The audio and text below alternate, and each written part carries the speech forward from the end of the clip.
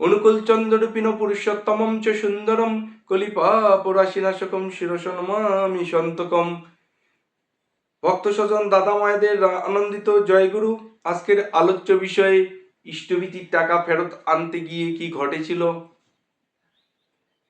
শ্রী শ্রী ঠাকুরের এক ভক্ত শিষ্য প্রতিবেশীদের প্রবঞ্চনায় সে ইষ্টভীতির টাকা ঠাকুর ধামে গিয়ে ঠাকুরকে নিবেদন করে ফেরত আনতে গেল। ঠাকুর বলল, যাও গিয়ে ফিলন্থ্রপিতে গিয়ে তোমার নাম ঠিকানা বলো, তারা তোমাকে সব হিসেবে করে টাকা ফেরত দিয়ে দেবে। ওই ব্যক্তিটি তার নাম ঠিকানা ফিলন্থ্রপিতে বলল। তারা তাকে হিসেবে করে 9 টাকা এবং সামথিং কিছু পয়সা দেওয়ার চেষ্টা করলো। ঠাকুর বলল, না, তাকে 10 টাকাই দিয়ে দেওয়া হোক। ওই ভক্ত শিষ্য 10 টাকা পেয়ে মনের আনন্দে তাড়াতাড়ি করে বাড়ি যেতে লাগলো। ঠাকুর তাকে বলল, এই শোন শোন শোন। যখন ওই ভক্তটি ঠাকুরের কাছে আসলো, ঠাকুর তাকে বলল, ভালো করে ভেবে দেখো, তোমার কি ঠাকুর ধরে কোনো উন্নতি হয়নি? ইষ্টভীতি করে কোনো কল্যাণ হয়নি? ওই ভক্তটি ঠাকুরকে বলল, না না না, আমার কোনো উন্নতি কল্যাণ হয়নি। এই কথাতে শ্রী শ্রী ঠাকুরের ভিতর অন্তরাত্মা কেঁদে উঠেছিল, বুকটা ফাটো ফাটো করছিল। ঠাকুর বলেছিল এক বাণীতে, যখন আমি ত্রিকুটির উপরে উঠে প্রলয়ের গর্জন শুনি, তাতেও আমার বুক কাঁপেনি। কামের উল্লম্ফনে কদের ভয়াল মূর্তিতে আমার বুক এতটুকু টলেনি। যখন তোমরা বিদায়ের কথা বলো, কেমন আমার বুকটা যেন ফেটে ফেটে যায়। ঠাকুর বোঝাতে চেয়েছিল ওই ভক্তকে যে বিদায়ের কথা না বলে একটু ভেবে দেখো, তোমার কি কোনো উন্নতি হয়নি? ওই ভক্ত বলল, না না, কোনো উন্নতি হয়নি। আবার সেই ভক্তটি ঠাকুরের কাছ থেকে বিদায় নিয়ে যেতে লাগলো।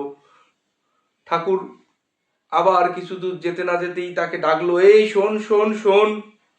ভক্তটি আসে, বলল, ঠাকুর কি হয়েছে বলো। ঠাকুর বলল, এই তোমার কি কোনো উন্নতি হয়নি ঠাকুর ধরে? বলে, না না না। আবার ভক্তটি বিদায় নিয়ে যখন যাচ্ছিল, ঠাকুর তাকে বলল, এই শোন শোন শোন। ওই ভক্তটি আবার ফিরে আসলো। ঠাকুর বলল, আবারও ভেবে দেখো, কোনো উন্নতি হয়নি? বললে, না না না ঠাকুর, কোনো উন্নতি হয়নি। এবার ঠাকুর বলল, যখন তুই একদিন ট্রেনে করে যাত্রা করছিলি, তখন তোমার পা পিছলে ট্রেনের গেট দিয়ে পড়ে যেতে ধরছিলে, তখন তুমি কোনো রকমে একটা গেটের হাতল ধরে ঝুলেছিলে, একটা মাত্র আঙ্গুল ধরে তুমি আটকে পড়েছিলে। তখন তুমি প্রার্থনা করে গুরুকে কি বলেছিলে? তোমার কি মনে পড়ে? তুমি বলেছিলে, হে গুরুদেব, আমি তোমার যোজন যাজন ইষ্টভীতি করেছি, আমাকে রক্ষা করো ঠাকুর।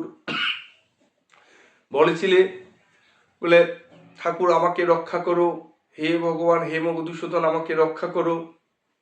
তখন তোমাকে একটা বাদামওয়ালা হাত ধরে টেনে তুলে সিটে বসিয়ে দেয়নি? বলে, হ্যাঁ, বসে দিয়েছিল তো ঠাকুর। সেই বাদামওয়ালা আমি রে, সেই বাদামওয়ালা আমি। তোমাদের জন্য আমাকে বাদামওয়ালা সাজতে হয়, তোমার জন্য আমাদের অনেক কিছুই সাজতে হয় রে। ওই ভক্তটি তখন বুঝতে পারলো।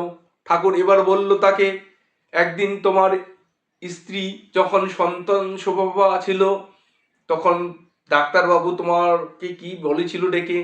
তোমাকে বলেনি যে তোমার স্ত্রীকে নিবে না সন্তানকে নিবে, যে কোনো একজনকে, হ্যাঁ, তোমার নিতে হবে আর একজনকে ছেড়ে দিতে হবে, কাকে তুমি নেবে? তখন তুমি কি বলেছিলে ঠাকুর ঘরে গিয়ে?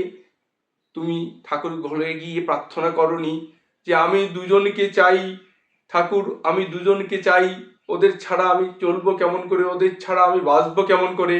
তখন কি তুমি প্রার্থনায় বলনি, ঠাকুর আমার স্ত্রী পুত্র সন্তান আমি উভয়কে চাই, আমি কাউকে ছাড়া বাঁচবো না ঠাকুর? তুমি এই প্রার্থনা কি করনি? হ্যাঁ ঠাকুর, আমি সেই প্রার্থনা করেছিলাম ঠাকুর ঘরে গিয়ে। আমি বুঝতে পেরেছি আর কোনো কিছু বলার দরকার নাই ঠাকুর, আমি আর ইষ্টভীতির টাকা নিব না। আমি ক্ষমা চাই ঠাকুর, আমার ভুল হয়েছে, আমার ভুল হয়েছে, আমি বুঝতে পেরেছি। আমি আর শুনতে কোনো কিছু চাই না, আমি সব বুঝতে পেরেছি, সব সব আমার ভুল ঠাকুর। আজ থেকে আমি ঠিকঠাক মতো ইষ্টভীতি প্রার্থনা আরাধনা করব। আমি সব আমার ভুল বুঝতে পেরেছি ঠাকুর। ভক্তটি তখন ঠাকুরকে পা জড়িয়ে ধরে আকুতি মিনতি করলো যে আমার সব ভুল হয়েছে ঠাকুর, আমাকে ক্ষমা করো ঠাকুর, আমাকে রক্ষা করো দয়াল, আমাকে রক্ষা করো। ভক্তটি নিজের ভুল বুঝতে পেরে ইষ্টভীতির টাকা আবার ফিলন্থ্রপিতে জমা দিয়ে ঠাকুরকে প্রণাম জানিয়ে সেবারের মতো বিদায় নিলেন।